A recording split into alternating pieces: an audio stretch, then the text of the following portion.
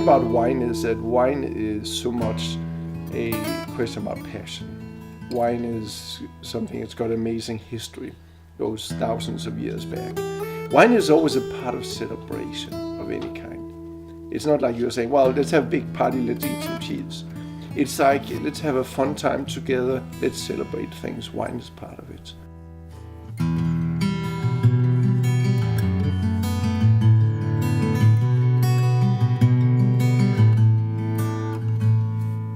It is a reflection of the soil exposure, the sunlight, the rain, the wind, and all these different factors. Not to mention what we as human people do to enhance what Mother Nature gives us.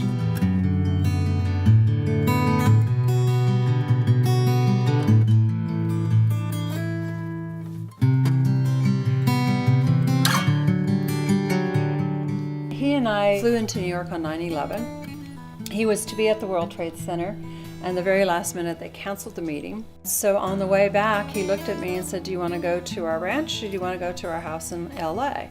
And I said, no, let's go up to the ranch. We didn't even have a house here yet. We had a trailer, no electricity. And we came up here and we looked at each other and said, let's just quit our jobs and trust we can learn to make wine. Life could have changed dramatically. When 9/11 happened to us, we just decided, okay, let's just jump into it. We love the Santa Barbara area. The soil is amazing. Some of the soil compositions are very similar to some of the best places in Burgundy.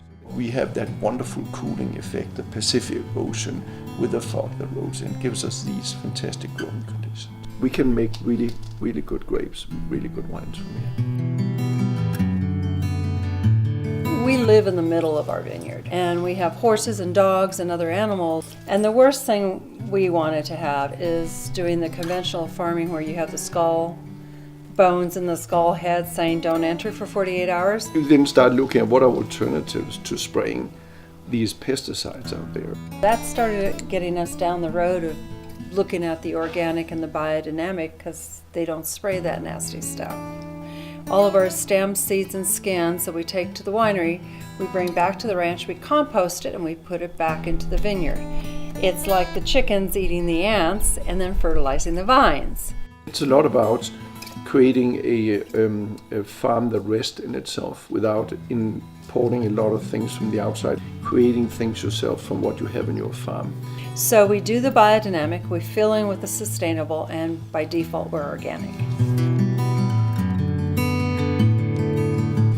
Rebecca found years ago, she found a great line that says, we didn't inherit the world from our parents, it is on loan from our children.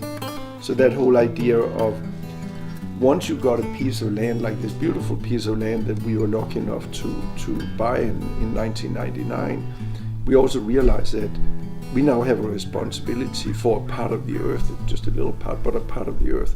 And we can take that responsibility and just turn into a bunch of crap with artificial pesticide, insecticide, whatever.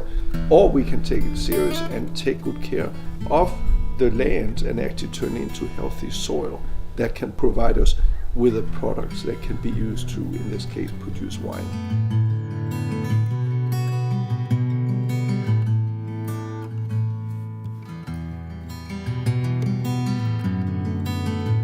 It's probably 80% art, and the rest is, chemistry and everything else.